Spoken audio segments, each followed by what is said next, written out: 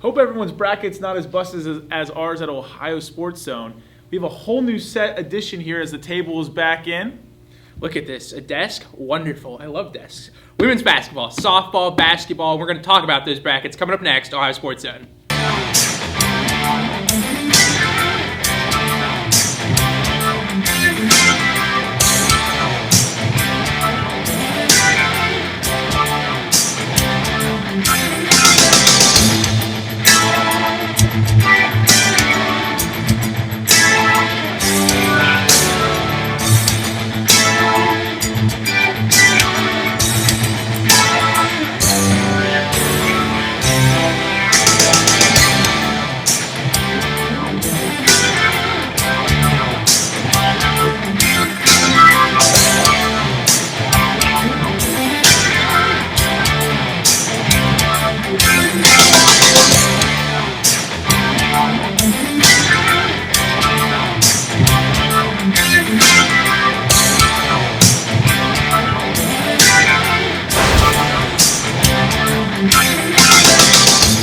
Welcome into Ohio Sports Zone. My name is Bobby Levine. Alongside me is Ethan Graham. Yesterday we went up to Columbus to watch a little hockey game go on. It was a great time. But on our Twitter feed we found out a very, very, very big surprise happened in Athens. Who was it and what happened? Yeah, Jason Arkley from the Athens Messenger reporting that none other than Bill Belichick, yes, you're hearing me right, Bill Belichick, Super Bowl champion from the New England Patriots, was here on this campus in Walter Fieldhouse working out Terrell Basham. Terrell Basham's draft stock has really soared here in the last couple of weeks. I've heard second or third round, and not just Basham as well, but Blair Brown as well, is very undersized, 5'11", but, I see him as, a second or third round guy as well. A little note to add to that, 144 coaches, personnel in the NFL showed up to the Ohio State Pro Combine Day. We got Bill Belichick. Yeah. So numbers versus quantity versus quality there. Yeah, I mean, you said he was a Super Bowl. He's a 5-time Super Bowl. Yeah, he's won the Super Bowl a few times, I've heard. And also left the Browns in mayhem. So yeah. All right, let's switch subjects here and go to the women's basketball court. Yep, a 74-65 loss for Ohio women's basketball, ending their season at the NIT. You hate to see that happen, Bobby. What happened? Well, as you said, they lost the first round of the WNIT last year. They made it all the way to the Sweet 16 before losing to Virginia Tech in Virginia Tech. Huge loss. Penn State, very good team. Kiera Lampkins ends her career second overall leading scorer at Ohio University. She finished with 19 points, 12 rebounds, another double-double. Congratulations to her. Very sad to see her career end at Ohio University. She had a great career. Taylor Agler, 18 points, and also Jasmine Weatherspoon finishes her career as well with 10 points. If you go to Penn State, though, Sierra Moore had finished with 20 points. Mari Carter finished with 12 points. And Ohio was out-rebound. The big stat here, 49-37. Wow. They had a very, very strong fourth-quarter comeback. They got the game within 4 points with under 4 minutes to go. Unfortunately, Penn State made more baskets than Ohio University at the end and won that ball game. It's very strange. Lampkin's obviously 19 points. That's no surprise to us here at Ohio Sports Zone. But 12 rebounds. You don't see her throwing up double-digit rebounds. What happened? Why is the rebounding statistics so weird? She's one of our best players. I mean, offensively, defensively, she gets down there. She's very scrappy. Great person to have. The stat, though, that blew my mind away on Penn State's side, how we didn't at least keep the game a lot closer, was Penn State shot 20% from the field at three-point line. They shot 3 for 15. They went 1 for 7 in the second half. That should allow Ohio Bobcats, especially how much they love shooting the three with Bob Orton's offense, get back in the game. Unfortunately, did not happen, and the Bobcats lost. The game after that, Penn State actually got beat by Virginia Tech 55-64, so Virginia Tech is now in the Sweet 16.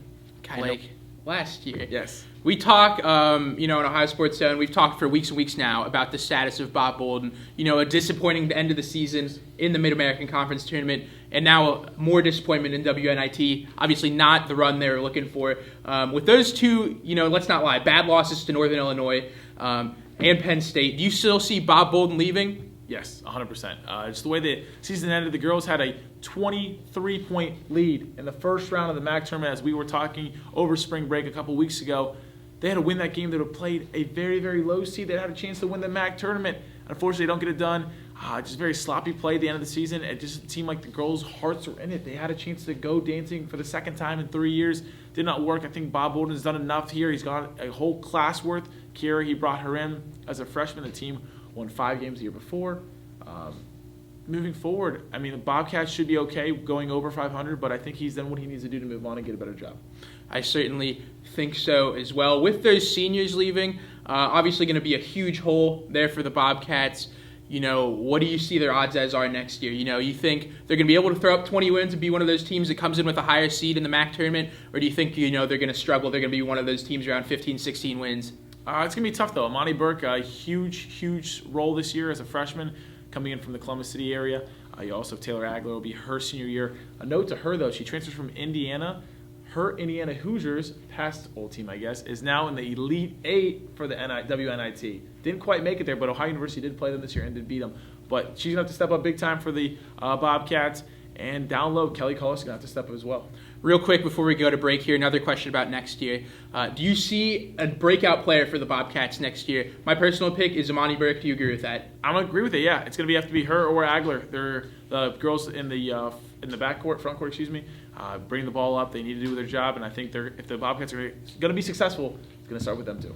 Outstanding basketball coverage, some of the best from Bobby Levine. Stay right where you are. We're going to be right back. This is his Ohio Sports Zone. So, I'm kind of new here, but I've noticed a trend. My human does this funny thing where she goes around and gets all my toys, and then she hides them in that basket by the door. But it's always the same basket, and it's always in the same place. And then she acts so surprised when I find them, but, she's putting them in the same basket. Again. It's like, hello, that's where you put it last time. You were the worst at hide and go seek.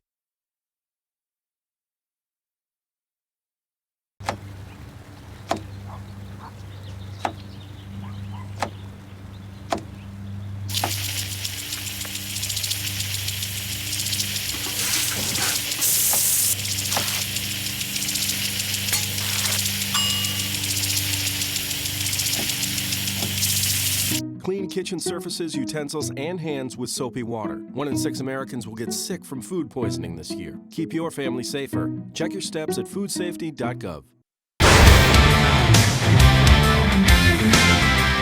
Thanks for sticking with us. It's Ohio Sports Zone.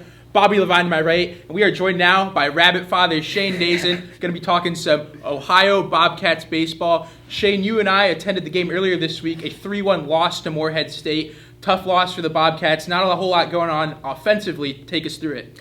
Yeah, after coming off a series victory over the weekend against Siena, Ohio faced Morehead State on Tuesday at Bob Wren Stadium. Beautiful day for baseball if you're an Ohio Bobcat fan. And they got off to a pretty good start. Nick Camrata on the mound for the Cats. Got into a little bit of trouble early on. Ends up pitching 2 scoreless innings, but he gave up 3 hits, and he got pulled in favor of Cody Blessing. And the Bobcats were smooth sailing early on there. Got a run in the bottom of the 4th inning to take a 1-0 lead on a Ty Black single with the bases loaded. And the pitching staff held strong for 7 innings. Unfortunately, Tom Coletti gave up a 2-run homer to Nico Hulsizer. That was his 5th of the year for Morehead State's player there. And they ended up tacking on 1 more run, come away with a 3-1 victory there. I want to say something real quick. Yeah, please do. Looking at the Ohio Bobcats stats, we were actually talking about this beforehand. There are no brothers or even anyone related on the team, but the top 2 guys performing in this offense are pretty much twins right now. You want to talk about Michael Klein and Spencer Ibarra? Yeah, but Michael Klein and Spencer Ibarra doing some really big things for the Bobcats in the early going here. Both batting .315 and 73 at-bats. Both have 23 hits. Both have 4 home runs. Both have 11 RBIs. That's how crazy it is going on here for the Bobcats. Incredible. It's like the Matrix, except for baseball. Ibarra, there's the Cats starting center fielder. Michael Klein's a dual DH and pitcher for the Cats, and they're having unreal years. Ibarra was just named MAC East Division Player of the Week this past week. He's currently on a 5-game hitting streak, and Michael Klein is doing big things at the dish and on the bump for the Cats. Looking forward to a big weekend for them against Butler. We'll see how it goes. Yeah, Butler coming up.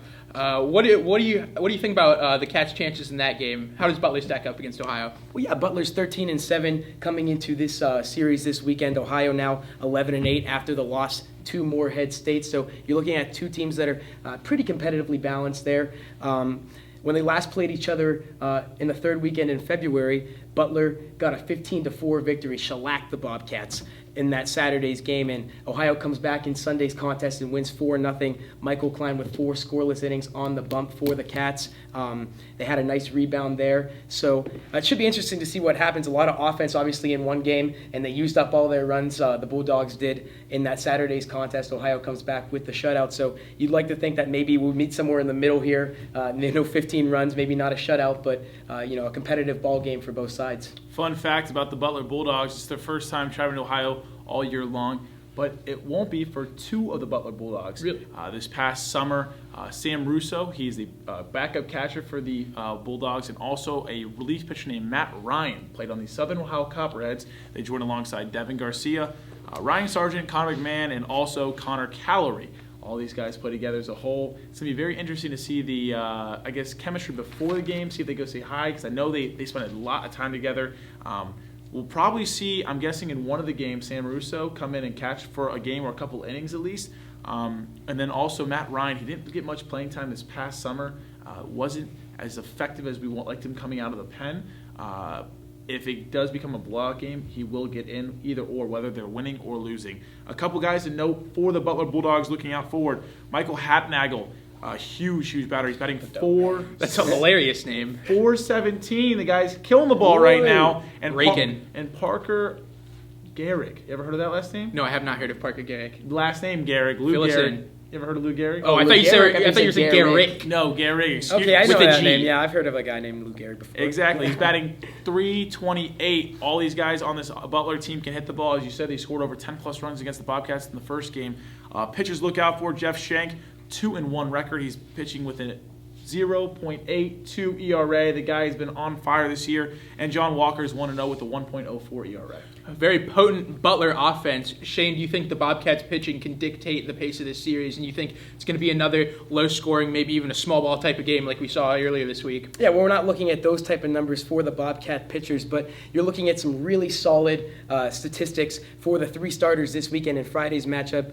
Jerry Salisbury, 1-2 with a 3 flat ERA for the Cats. In Saturday's matchup, Butch Bayard's 3-0 with a 2.48 ERA. And in Sunday's matchup, Michael Kleinhaus, we highlighted earlier, having a great year on the bump for the Cats, 2-0, 1.37 ERA, 23 strikeouts in this early season's going so far. So you got to like the matchups for the Cats. It's their 3 best pitchers on the bump.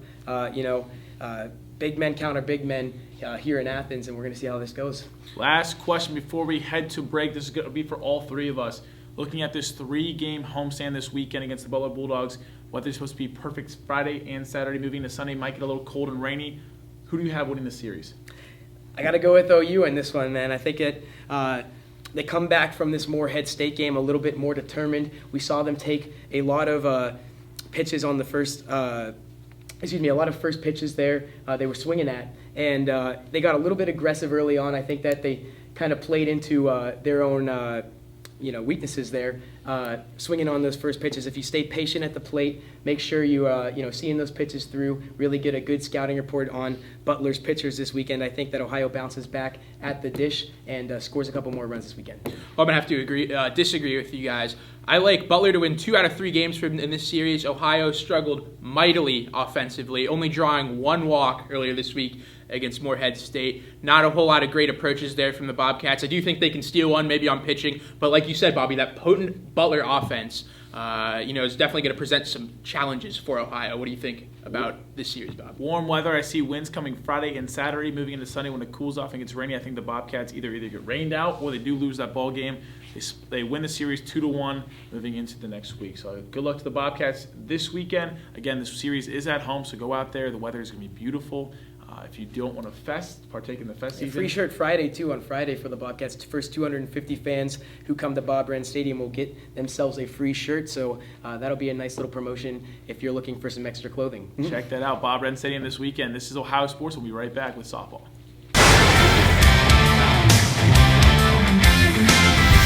So, I'm kind of new here, but I've noticed a trend. My human does this funny thing where she goes around and gets all my toys, and then she hides them in that basket by the door. But it's always the same basket, and it's always in the same place. And then she acts so surprised when I find them, but, she's putting them in the same basket again. It's like, hello, that's where you put it last time. You were the worst at hide and go seek.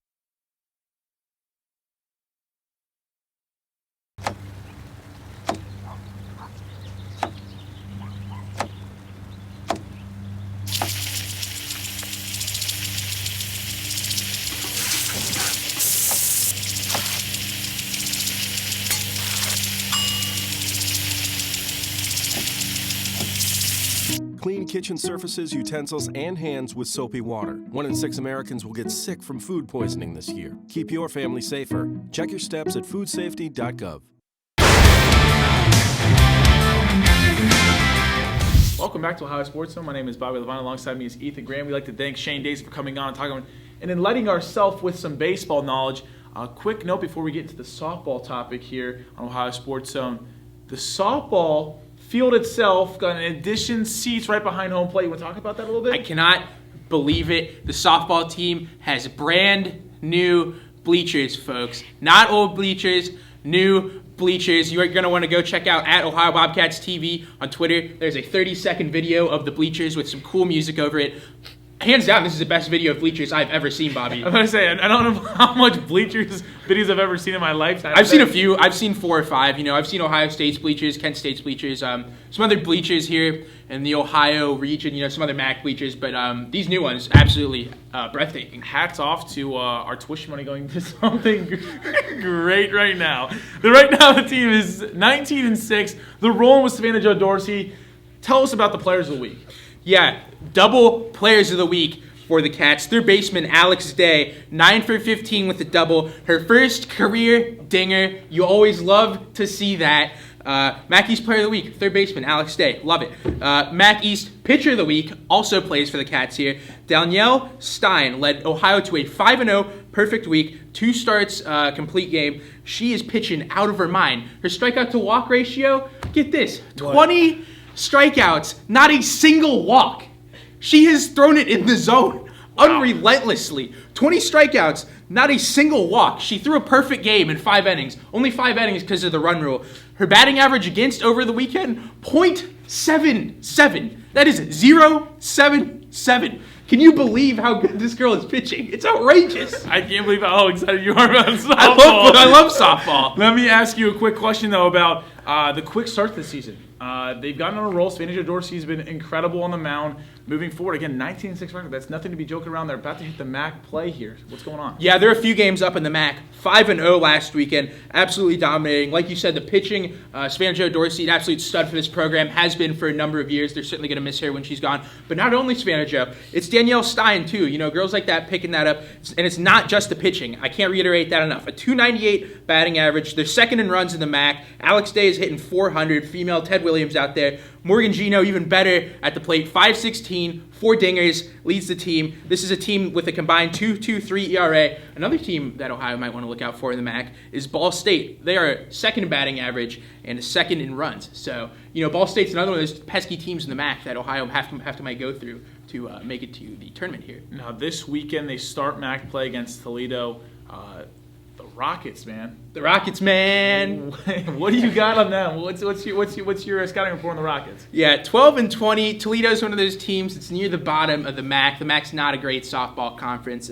We can get to that in a second. The only girl I'm concerned about for Toledo is Chandler Rice. She was the MAC West Player of the Week last week. Second baseman, set up the middle, 8-game hitting streak, 4 for 4 against SIUE last weekend, 3 doubles, stolen base, 533 and a 562 on base percentage. So if she's coming to the plate, more than likely she's getting to first base.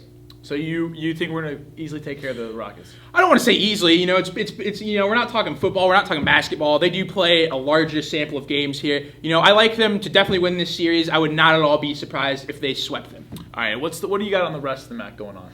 Yeah, there's only 5 teams in the MAC with a winning record. It's not, like football or basketball where, we're coming into conference play and most teams are hovering around 500 or above 500. Only 5 teams with winning records. You see a lot of MAC schools more so go after those Power 6 conferences in softball. The other teams are looking up, though. Miami has won 8 in a row. Central Michigan has won 7 in a row. Ball State has won a number of games in a row, too. So at the beginning of the season, I thought Ohio was going to run away with this thing. But the other teams, like I said, Miami, Central Michigan, Ball State, turning it on I would really love to see Miami field a competitive softball team, so maybe we can be competitive with them in at least one sport, get that rivalry back going, the Battle of the Bricks. But, I still like Ohio to win the MAC, but the rest of the MAC, not great. Buffalo is the worst team in the MAC, 4-22. Hopefully they just get it together up there in Buffalo. In baseball and softball as well, the key to winning is your pitching. As long as Savannah Jo Dorsey stays healthy, we saw it 3 years ago, when they made the tournament for the first time in years. If she does stay healthy, I don't see a team in the MAC stopping us. Again, a 19-6 record is no joke to start around. It's to the point where they're putting in more seats.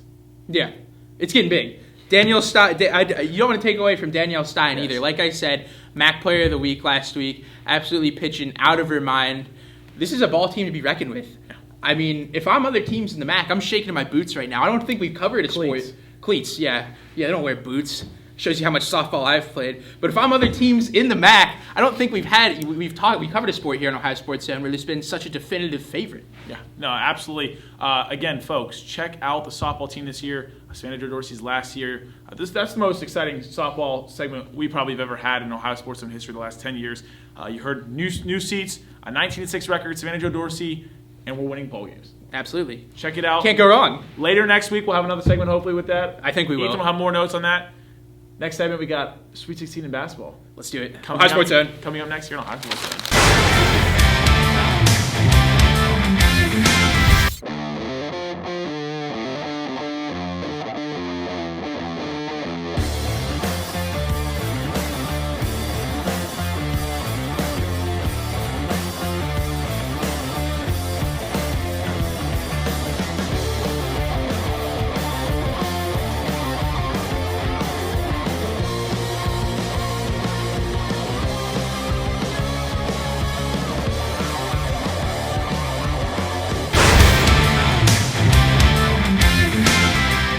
Back to Ohio Sports Zone, aka Desk Zone. We don't have a new bleachers here. Nope. We have a kind of a new desk. Yep, it's lavish. I like it. I mean, it's kind of cool. Maybe get a spread out here next time. I have to get our behind the cameras guys on that. I'm pretty hungry right now. Bring out the dancing lobster. Yeah, I don't know. I don't know where that is. All right, well, we're going to talk about college basketball right now. It's the Sweet 16 going on. Moving on to the Elite Eight, and then next week we'll be into the Final Four already. College basketball wraps up very quickly every weekend and cut the field in half twice. Yep, we were watching before we went on the air here. Oregon 69, Michigan 68. A very exciting game coming down to the wire. Michigan hit some huge shots there. You were going nuts. I think it was at one point they hit 6 field goals in a row. But Oregon able to get that stop in the last second. A little bit of confusion there maybe on the last possession for Michigan. Take us through it. Yeah, what happened was Derek Walton Jr., a great point guard, pretty much put the team on his back. Got the possession rolling a little bit late here, both in the last couple possessions, making a couple shots. Had a chance to hit a 3 for the win. Hit the back iron, went out, and the Michigan Wolverines lose. That was a team in my Final Four. That was a team in my Elite Eight. So you and I were watching that game before it went on. We were a little frustrated, to say the least, here in Ohio Sports Zone when that happened. Speaking of that real quick, how's your bracket doing? My bracket's looking not so good right now. Really? Yeah, that hurt me too. After the Michigan loss, because it kind of puts me in a little predicament. Right now, obviously, I never really think my bracket's ever going to win. It's very hard to. It's very, very – the odds are never in your favor. But right now, Xavier is the last Ohio team left. They're the highest seed remaining, and they play tonight against Arizona. They're the last game to go on.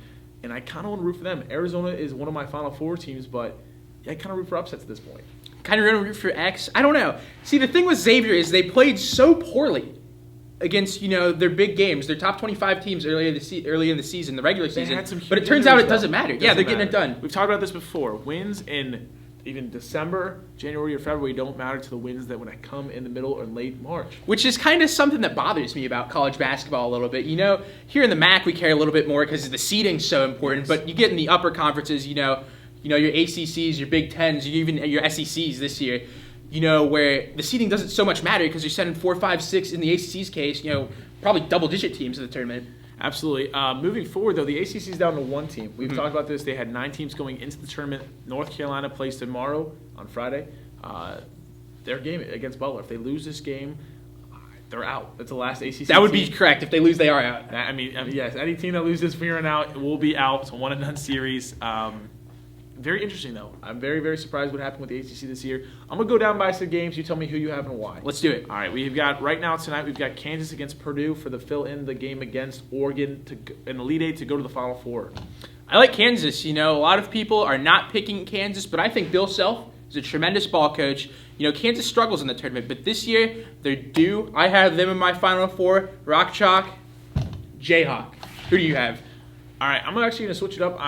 My bracket's pretty much busted in the top part. Again, both the regions up there. I'm going to go with Purdue Boilermakers. I think Purdue's going to hold high with the Big Ten. 2 teams left now. It's them and Wisconsin. We'll get to that a little bit later. I think Purdue's going to upset them. They have very good big men down low below the basket. Watch out for them. Another game happening tomorrow. We'll go with Wisconsin against Florida. Very, very intriguing matchup. Who do you have in this one? I picked Wisconsin in my bracket. I'm going to stick with them. I think Wisconsin, they're just simply a team that knows how to play in March. It seems like every year, no matter what seed they are, this year they're an 8, this year they're a very low seed. I see them getting it done. I like Wisconsin too. I think Wisconsin comes March Madness time, tournament time. They are ready to go. Made it to the championship just a couple years ago. Watch out for the Badgers. A team that they could be playing if they do beat the Gators would be either the Baylor Bears or the South Carolina Gamecocks. Unbelievable that Cox got it done against the Duke Blue Devils. What do you see going on in this game? Yeah, I like South Kakalaki to be the dark horse in this tournament. I like them to be that Cinderella team. We don't have one yet. Florida, a very elite team, but I like South Carolina. Okay, you're going to stay with the SEC team. I'm going to go with the SEC team as well. Root for them. Might as well. They have a great team going on. They just beat a very, very good Duke Blue Devil team, the Hawks team coming into it. Baylor, though, just kind of boring. I don't know. Their jerseys are too much for me. Too much highlight. They kind of hurt my eyes, honestly. They literally look like they're sharpieing themselves into the next round. I have to wear sunglasses when I watch Baylor. Do you really? I sure do. Yeah, you've seen me do it, I think. You might have to get yourself checked out on that one. Yeah. Another game, again, the ACC going down the bottom right part of your bracket, UNC against Butler. Who do you have in this one? I think North Carolina is the most powerful team in this tournament. They struggled last weekend. Have a whole week to fix it. I like North Carolina to win 20-plus. Bold prediction. You heard it here first on Ohio Sports. Forced? I think I meant to say first there. You said 20-plus win? 20-plus point win. I said forced instead of first. It doesn't matter. Who do you have? Winning? All right. I'm actually pretty surprised you're going with this one. We've been doing fun facts all That's your thing. You love fun facts. Fun facts. I love fun facts more because of you now. 5 years ago, Ohio University lost the same part against the number 1 North Carolina team, the same part of the bracket. Very disappointing. On Walter Offit's missed foul shot. One of the great OU plays. Butler, on the other hand, is a very tournament-tested team. They've got it done and got to the championship twice in the last 8 years. Almost won the thing. And almost beat the Duke Blue Devils. That was back in my sophomore year of high school. Anyways, get it out of how old I am now.